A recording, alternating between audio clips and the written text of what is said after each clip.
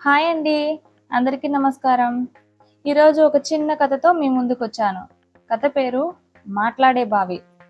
కథలోకెళ్దాం. ఒకప్పుడు ఒక చిన్న గ్రామంలో అర్జునుడు అనే 12 ఏళ్ల బాలుడు ఉండేవాడు. అతని తండ్రి పేద రైతు. ఇంట్లో డబ్బు లేకపోయినా ఉన్న దాంట్లోనే సంతోషంగా జీవించేవాళ్ళు. అర్జునుడు చాలా మంచివాడు. ఆ గ్రామంలో ఒక పాత బావి ఉండేది.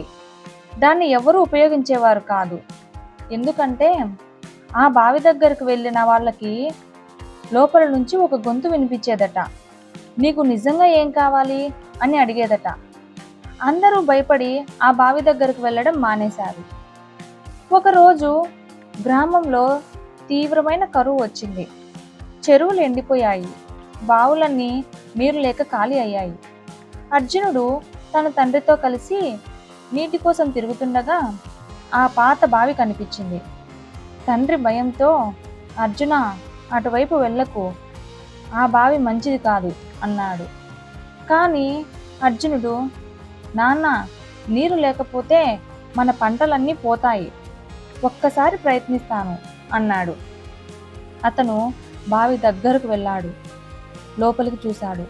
అప్పుడే ఆ బావిలో నుండి నీకు నిజంగా ఏం కావాలి అని శబ్దం వినిపించింది. అర్జునుడు కాసేపు ఆలోచించాడు. నాకు బంగారం కావాలి అని చెబితే తన కుటుంబం పేదరికం పోతుంది. నాకు పెద్ద ఇల్లు కావాలి అంటే సుఖంగా ఉండొచ్చు. కానీ అర్జునుడు మాత్రం మా గ్రామానికి నీరు కావాలి అని అడుగుతాడు. కొద్దిసేపు నిశ్శబ్దం. తర్వాత బావి లోపల నుంచి నవ్వు వినిపించింది. నువ్వు నీ కోసం అడగలేదు, అందరి కోసం అడిగావు. అంతే, బావి అడుగు నుంచి ఒక్కసారిగా నీరు పైకి రావడం మొదలైంది. కొద్ది క్షణాల్లో బావి నిండిపోయింది. గ్రామస్తులందరూ పరిగెత్తుకుంటూ వచ్చారు. ఆ నీటితో పొలాలు తడిశాయి. పంటలు మళ్ళీ పచ్చగా మారాయి. గ్రామ పెద్ద అర్జునుడిని పిలిచి, బాబు, ఈ బావి ఇంతకాలం ఎందుకు నీరివ్వలేదు అని అడిగాడు. అప్పుడు బావి నుంచి చివరిసారిగా ఆ గొంతు వినిపించింది. స్వార్థంతో అడిగిన కోరికలకు ఈ బావి ఎప్పుడూ నీరు ఇవ్వదు. ఇతరుల మంచిని కోరిన హృదయానికి మాత్రమే ఇది స్పందిస్తుంది.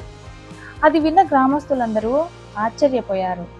ఆ రోజు నుంచి ఆ బావిని మనసున్న వారి బావి అని పిలిచారు.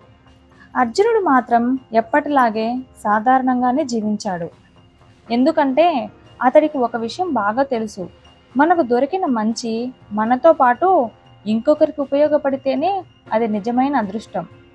ఈ కథ ద్వారా మనకు తెలిసే నీతి ఏమంటే, స్వార్థం కోసం కోరినది చిన్నదే, అందరి మంచి కోసం కోరినది నిజమైన గొప్పతనం.